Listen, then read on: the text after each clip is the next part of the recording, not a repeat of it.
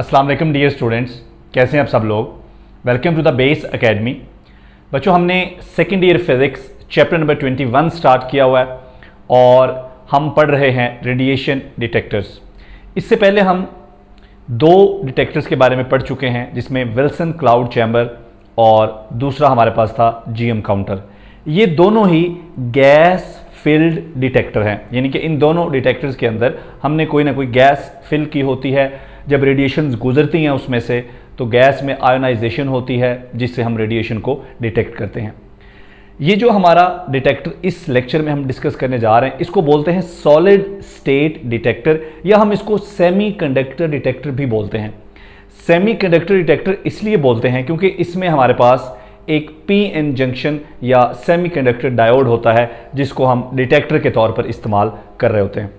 बच्चों, ये वाला डिटेक्टर गैस फील्ड डिटेक्टर के मुकाबले में ज़्यादा एफिशिएंट और ज़्यादा फास्ट है। इसके अलावा ये चीप भी है, सस्ता भी है और लो वोल्टेज पर ऑपरेट करता है, ठीक है, और आसानी से हम इसको इस्तेमाल कर सकते हैं। इसको हैंडल करना भी ज़्यादा मुश्किल नहीं है।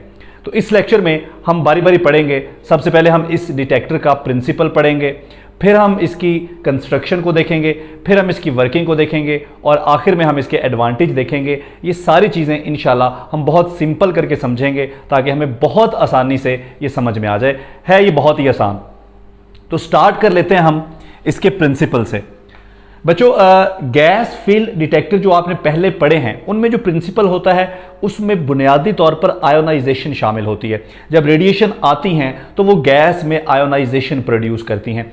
यहां पर भी कुछ आयोनाइजेशन से मिलता जुलता काम ही होगा, लेकिन यहां पर आयोनाइजेशन की बजाय इलेक्ट्रॉन होल पेयर जनरेट होंगे, क्योंकि हम यहां पर एक सेमीकंडक्टर डायोड इस्तेमाल कर रहे हैं। बच्चों, होता क्या है, सेमीकंडक्टर डायोड का जो डिप्लेशन रीजन होता है वो रीजन जहां पर चार्ज कैरियर्स नहीं होते, सिर्फ न्यूट्रल एटम्स होते हैं, यानी कि ना तो इलेक्ट्रॉन होते हैं ना होल होते हैं, बल्कि न्यूट्रल एटम्स होते हैं।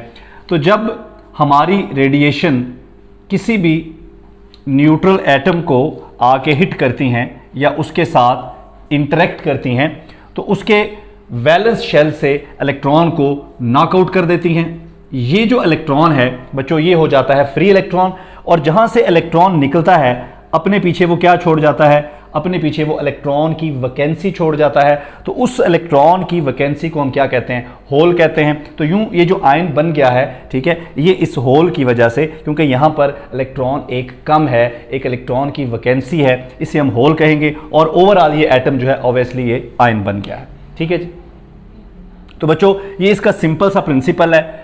Electron hole pairs are generated in depletion region, यानी कि सेमीकंडक्टर डायोड का जो डिप्लेशन रीजन होता है वो हमारे डिटेक्टर के तौर पर काम कर रहा होता है। जब रेडिएशन उसमें एंटर होती हैं तो उसके अंदर इलेक्ट्रॉन होल पेयर जनरेट होते हैं, और फिर इलेक्ट्रॉन जो हैं वो इलेक्ट्रिक फील्ड की जिस डायरेक्शन में मूव करते हैं, ठीक है, वो पॉजिटिव पोटेंशियल की तरफ जाना शुरू कर देते हैं और होल नेगेटिव पोटेंशियल की तरफ जाना शुरू कर देते हैं। ये इलेक्ट्रॉन जब एक्सटर्नल सर्किट में आते हैं तो हमें करंट मिलता है, ठीक है, और उसको फिर हम मेजर करते हैं एक स्केलर यूनिट में, और वहां से फिर हम रेडिएशन को डिटेक्ट करते हैं, ठीक है जी। तो ये इसका सिंपल सा प्रिंसिपल है। इसको हम ज्यादा एक्सप्लेन करेंगे जब हम इसकी वर्किंग को पढ़ेंगे, ठीक हो गया।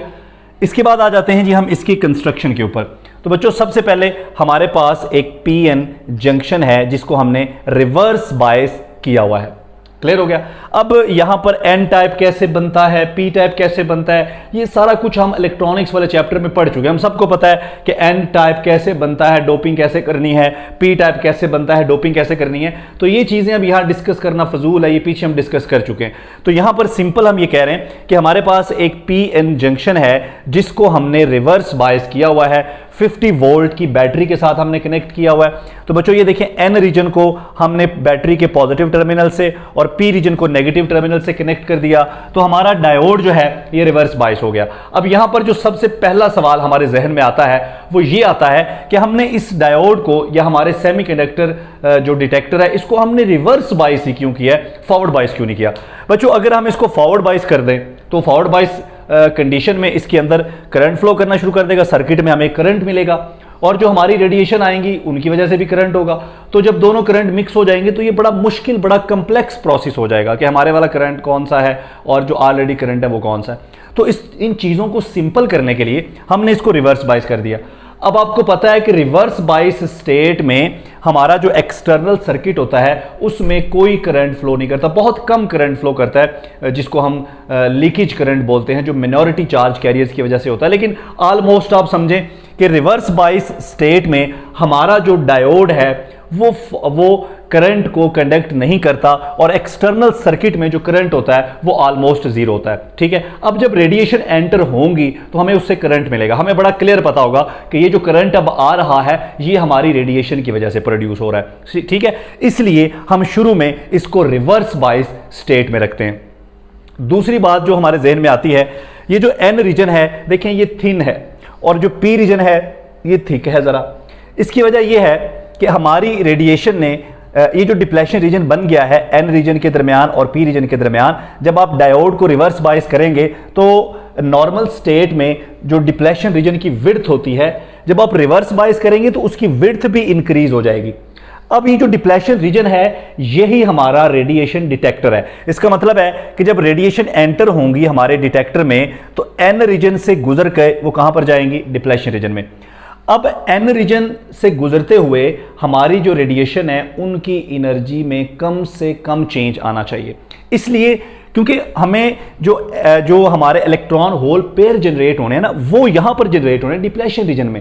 ہمیں این ریجن سے چارج کیریئرز نہیں چاہیے, نہ پی ریجن سے چاہیے, ہمیں چارج کیریئر چاہیے ڈپلیشن ریجن سے. ٹھیک ہے, اس لیے ہم یہ چاہتے ہیں کہ ریڈیشن جب ڈپلیشن ریجن تک پہنچے تو ظاہر بات ہے کہ انہوں نے این ریجن سے گزر کے آنا ہے, تو ریڈیشن کی انرجی میں کم سے کم چینج آنا چاہیے. اس لیے ہم این ریجن کو بہت ہی تھن رکھتے ہیں, بہت تھن رکھتے ہیں. اتنا تھن رکھتے ہیں کہ ہمیں یوں لگتا ہے کہ ہمارا جو ڈپلیشن ریجن ہے یہاں پر ایک پوٹینشیل بیریئر بھی ہوتا ہے این ریجن کے درمیان اور پی ریجن کے درمیان. تو ہمیں یوں لگتا ہے کہ یہ جو پوٹینشیل بیریئر ہے یہ پوٹینشیل بیریئر یہاں سرفیس کے بالکل قریب آ گیا ہے. ایسا محسوس ہوتا ہے کہ این ریجن ہے ہی نہیں, اتنا تھن رکھتے ہیں ہم. ٹھیک ہے, تو اس طرح کے جو ڈیٹیکٹرز ہوتے ہیں انہیں ہم کہتے ہیں سرفیس بیریئر ٹائپ ڈیٹیکٹر. تو یہ جو ہمارا ڈیٹیکٹر ہے یہ کیا ہے, یہ ہمارا سرفیس بیریئر ٹائپ ڈیٹیکٹر ہے. یعنی کہ جو پوٹینشیل بیریئر ہے وہ ایسے لگ رہا ہے جیسے وہ سرفیس کے قریب آ گیا ہے کیونکہ این ریجن جو ہے وہ بہت ہی تھن رکھا ہے. ٹھیک ہے, اس کے علاوہ این ریجن اور پی ریجن, ان دونوں ریجن کے سٹارٹ میں ان کے اوپر ہم نے گولڈ کی ایک تھن سی لیئر چڑھائی ہوتی ہے, جیسے کوٹنگ کی ہوتی ہے گولڈ کی, تو گولڈ کی ایک تھن سی لیئر ہوتی ہے. اب اس لیئر کا مقصد یہ ہوتا ہے کہ ہمارے سیمی کنڈکٹر کا, ہمارے اس ڈیٹیکٹر کا جو کنیکشن ہے ایکسٹرنل سرکٹ کے ساتھ وہ کنیکشن بہت ہی سموتھ ہو جائے, کیونکہ گولڈ جو ہے وہ بہت ہی اچھا کنڈکٹر ہے. اور جب الیکٹران یا ہول, ٹھیک ہے, وہ جب باہر جائیں گے ایکسٹرنل سرکٹ میں, ٹھیک ہے, تو جب الیکٹران ایکسٹرنل سرکٹ میں جائیں گے وہ اس گولڈ سے یہاں سے جہاں پہ یہ کنیکشن ہوا ہے ہمارے ایکسٹرنل سرکٹ کا, اس کے ساتھ وہاں سے نکل کے جائیں گے. تو ان کا جو فلو ہے اس کو سموتھ کرنے کے لیے ہم نے یہاں پر بھی این ٹائپ کے اوپر بھی اور ادھر جو پی ٹائپ ہے اس کے نیچے بھی یہاں پر ایک گولڈ کی لیئر ہے تاکہ چارج کیریئر کا جو فلو ہے وہ بہت ہی سموتھ ہو سکے, اس میں کوئی رکاوٹ پیش نہ آئے. ٹھیک ہے, اس کے بعد آپ کو نظر آ رہا ہے یہاں پر ہم نے ایک 50 وولٹ کی بیٹری سے اس کو کنیکٹ کیا ہے. تو جیسے ہم نے سٹارٹ میں بھی بات کی تھی کہ یہ والا ڈیٹیکٹر جو ہے یہ لو وولٹیج پر آپریٹ کرتا ہے. جس طرح آپ نے جی ایم کاؤنٹر میں دیکھا کہ وہ 400 وولٹ پہ آپریٹ کرتا ہے, ہائی وولٹیج ہمیں چاہیے ہوتا ہے, لیکن یہاں پر ہم اس کو لو وولٹیج پر بھی آپریٹ کر سکتے ہیں. تو یہ بھی ایک اس کی خوبی ہے کہ لو وولٹیج پر بھی آپریٹ کرتا ہے. اچھا, اس کے بعد یہاں پر آپ کو ایک ریزسٹنس نظر آ رہی ہے. ٹھیک ہے بچوں, اس ریزسٹنس کے اکراس ہم نے اپنا ایمپلیفائر لگایا ہے, کیونکہ جب الیکٹران یہاں پر فلو کریں گے جو کرنٹ ہوگا اس کرنٹ کی وجہ سے اس ریزسٹنس کے اکراس ایک وولٹیج ملے گا ہمیں. اس وولٹیج کو ایمپلیفائی کر کے ہم سکیلر یونٹ کے اندر میئر کریں گے. وہ جو وولٹیج پلس بنے گی اس پلس کی انٹینسٹی یا ایمپلیٹیوڈ کو ہم میئر کریں گے, جس سے ہمیں پارٹیکلز کی انرجی کے بارے میں معلوم ہوگا. ٹھیک ہو گیا. تو بچوں کنسٹرکشن کے بعد اب ہم چلتے ہیں اس کی ورکنگ کی طرف. اس کی ورکنگ بہت ہی سمپل ہے. دیکھیں سب سے پہلے کیا ہے, ریڈیشن انٹر ہوں گی تھرو تھن این ٹائپ لیئر. یہاں سے این ٹائپ لیئر سے ریڈیشن انٹر ہوں گی اور یہ ریڈیشن این ٹائپ سے گزرنے کے بعد ڈپلیشن ریجن میں پہنچیں گی.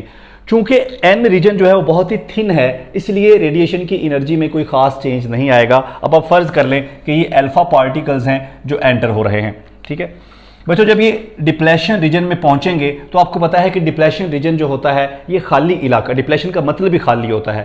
کس سے خالی؟ چارج کیریئر سے خالی۔ چارج کیریئر سے کیا مراد لیتے ہیں؟ Electron and holes. تو اس ریجن میں کوئی الیکٹران اور ہولز آپ کو نہیں ملتے، ٹھیک ہے۔ تو جب یہ ریڈیشن یہاں پر آتی ہیں، یہاں پر پڑے ہوتے ہیں نیوٹرل ایٹمز، الیکٹران ہول نہیں ہوتے بلکہ نیوٹرل ایٹمز پڑے ہوتے ہیں۔ تو نیوٹرل ایٹمز جو یہاں پر پڑے ہوتے ہیں، جب یہ ریڈیشن ان ایٹمز کے ساتھ انٹریکٹ کرتی ہیں، کیونکہ آپ کو پتا ہے کہ الفا ریڈیشن جو ہے، ٹھیک ہے، یہ بہت ہیوی ہوتی ہیں، بہت زیادہ آئونائزیشن کریٹ کر سکتی ہیں۔ تو جب ایک الفا پارٹیکل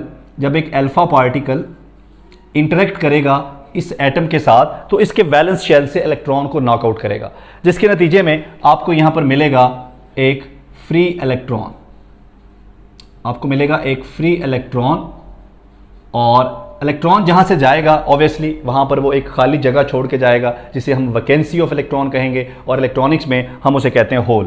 تو ہمیں کیا ملے گا؟ ہمیں ایک الیکٹران اور اس کے ساتھ ایک ہول ملے گا، تو اس کو ہم کہیں گے الیکٹران ہول پیئر، اس کو ہم بولیں گے جی الیکٹران ہول پیئر۔ تو یہاں پر ایک الیکٹران ہول پیئر جنریٹ ہوگا، ٹھیک ہے بچوں۔ الفا ریڈیشن کی جو انرجیز ہوتی ہیں، یہ انرجیز ہوتی ہیں MeV میں، یعنی کہ میگا الیکٹران وولٹ میں، ٹھیک ہے۔ لیکن ایک الیکٹران ہول پیئر جنریٹ کرنے کے لیے ہمیں جو انرجی ریکوائر ہوتی ہے وہ بہت تھوڑی ہوتی ہے، وہ عام طور پر 3 سے لے کر 5 الیکٹران وولٹ تک یہ انرجی ہمیں ریکوائر ہوتی ہے۔ اب ایک الیکٹران ہول پیئر کریٹ کرنے کے لیے آپ کو 3 سے 5 الیکٹران وولٹ، بس اتنی سی تھوڑی سی انرجی چاہیے آپ کو، ٹھیک ہے۔ لیکن ایک الفا پارٹیکل جو انرجی کیری کر رہا ہوتا ہے وہ تو MeV میں ہوتی ہے، میگا الیکٹران وولٹ میں۔ اس کا مطلب ہے کہ جب الفا پارٹیکلز ڈپلیشن ریجن میں آئیں گے تو وہاں پر ملینز اینڈ بلینز کی تعداد میں آپ کو الیکٹران ہول پیئر ملیں گے، ٹھیک ہے۔ اب جو فری الیکٹرانز ہیں وہ چونکہ یہاں پر اس اینڈ کا پوٹینشیل پازیٹیو ہے اور اس کا نیگیٹو ہے، تو یہاں پر جو الیکٹران کریٹ ہوں گے وہ الیکٹران ایکسٹرنل سرکٹ میں جائیں گے اس پازیٹیو اینڈ کی طرف، اور ایکسٹرنل سرکٹ میں جا کر یہ جب موو کریں گے الیکٹران تو ظاہری بات ہے کہ یہ کیا پروڈیوس کریں گے؟ یہ کرنٹ پروڈیوس کریں گے، ٹھیک ہے بچوں۔ جب یہ کرنٹ ایکسٹرنل سرکٹ میں فلو کرے گا تو یہاں پر لگی ہوئی ہے ایک ریزسٹنس، اس ریزسٹنس کے اکراس ہمیں ایک پوٹینشیل ڈفرنس ملے گا، ٹھیک ہے۔ اس پوٹینشیل ڈفرنس کو ہم ایمپلیفائر سے کنیکٹ کریں گے اور اس کو ہم ایمپلیفائی کر لیں گے، اور پھر اسکیلر یونٹ میں ہم اس کو میجر کر لیں گے۔ اس ڈیٹیکٹر کی ایک اور اچھی بات یہ بھی ہے کہ جو GM کاؤنٹر تھا اس میں ایک پرابلم آیا تھا، وہاں پر ہمیں جو کرنٹ پلز ملتی تھی وہ کرنٹ پلز ہر طرح کے پارٹیکلز کے لیے سیم آ رہی تھی، یعنی کہ پارٹیکل کی انرجی چاہے کم ہے یا زیادہ ہے، تو یوں ہم ایک پرابلم میں پڑ گئے تھے کہ ہم پارٹیکل کی انرجیز کو ڈسکریمنیٹ نہیں کر پائے تھے، ہمیں یہ نہیں پتا چل سکتا تھا کہ کس پارٹیکل کی انرجی زیادہ اور کس کی کم ہے، کیونکہ ہر پارٹیکل کے لیے جو کرنٹ پلز تھی وہ سیم آ رہی تھی۔ لیکن یہاں پر جو ہمیں کرنٹ پلز یا وولٹیج پلز ملے گی وہ اس کا ایمپلیٹیوڈ ڈیفرنٹ ہوگا، ٹھیک ہے، جس کی وجہ سے ہم پارٹیکلز کی انرجی کے درمیان بھی فرق کر سکیں گے، ان کو بھی ڈسکریمنیٹ کر سکیں گے، ٹھیک ہو گیا۔ تو بچوں یہ تھی اس کی سمپل سی ورکنگ، یہاں پر ہم نے اس کو مینشن بھی کیا ہے۔ سب سے پہلے ریڈیشن جو ہیں وہ انٹر ہوں گی تھرو تھن این ٹائپ لیئر، اس کے بعد کیا ہوگا؟ الیکٹران ہول پیئر جنریٹ ہوں گے، کیسے جنریٹ ہوں گے میں نے بتا دیا۔ Electron move toward the positive and اور جو ہول ہیں وہ موو کریں گے toward the negative and. Electrons are feed into external circuit thus producing a current in external circuit، یہ بھی پتہ چل گیا الیکٹران ایکسٹرنل سرکٹ میں جائیں گے اس سے کرنٹ پروڈیوس ہوگا۔ اب voltage appears across are, us resistance کے اکراس ایک وولٹیج اپیئر ہوگا جس کو ہم ایمپلیفائی کریں گے اور اسکیلر یونٹ میں ہم اس کو میجر کریں گے، تو یوں ہمارے پاس جو ہے پارٹیکلز کی ڈیٹیکشن ہوگی، ٹھیک ہے۔ تو زیادہ تر یہ جو ڈیٹیکٹر ہم یوز کرتے ہیں سیمی کنڈکٹر ڈیٹیکٹر، یہ الفا اور بیٹا، موسٹلی تو ہم اس کو الفا پارٹیکل کو ڈیٹیکٹ کرنے کے لیے استعمال کرتے ہیں، لیکن ہم اس کو بیٹا کے لیے بھی یوز کر سکتے ہیں، ٹھیک ہے۔ اور اگر ہمیں گیما ریڈیشنز کو ڈیٹیکٹ کرنا ہو تو پھر اس میں تھوڑی سی ہمیں ماڈیفیکیشن کرنی پڑے گی۔ تو اب ذرا ہم دیکھ لیتے ہیں اس کے ایڈوانٹیجز۔ جی تو اب ذرا ہم اس کے ایڈوانٹیجز دیکھ لیتے ہیں۔ سب سے پہلے جیسے ہم نے پیچھے بھی بات کی تھی کہ ایک الیکٹران ہول پیئر جنریٹ کرنے کے لیے ہمیں جو انرجی ریکوائر ہوتی ہے وہ 3 سے 5 इलेक्ट्रॉन वोल्ट, 3 इलेक्ट्रॉन वोल्ट या 4 इलेक्ट्रॉन वोल्ट या 5 इलेक्ट्रॉन वोल्ट, ठीक है। इसका मतलब है कि ये डिटेक्टर ऐसे पार्टिकल्स को भी डिटेक्ट कर सकता है जिनकी एनर्जीज बहुत ही कम होती हैं, ठीक है, जो कि हमारे गैस फिल डिटेक्टर जो हैं उनको डिटेक्ट नहीं कर पाते, क्योंकि गैस फिल डिटेक्टर जो हैं उनके अंदर आयोनाइजेशन होती है और आयोनाइजेशन पोटेंशियल जो है वो ज़्यादा होता है, लिहाजा लो एनर्जी पार्टिकल्स जो हैं वो डिटेक्ट नहीं हो पाते, जो कि इसमें हो पाते हैं। तो ये भी इसका एडवांटेज है ओवर गैस फिल्ड डिटेक्टर्स। उसके बाद आपने देखा कि जीएम काउंटर में एक प्रॉब्लम आया था रीसेट टाइम का या डेड टाइम का। रीसेट टाइम किसी भी डिटेक्टर का वो टाइम होता है जिसमें वो अपने आप को दोबारा से सेट कर लेता है, ताकि जब उसने एक दफ़ा रेडिएशंस को डिटेक्ट कर लिया है तो नई आने वाली रेडिएशंस के लिए खुद को दोबारा से तैयार करना, इस टाइम को हम कहते हैं रीसेट टाइम। तो जीएम काउंटर का जो रीसेट टाइम था वो बहुत ही लॉन्ग था, इस वजह से वो स्लो काउंटर है, लेकिन इसका जो रीसेट टाइम है वो बहुत ही कम है, इसलिए ये एक फास्ट काउंटर है।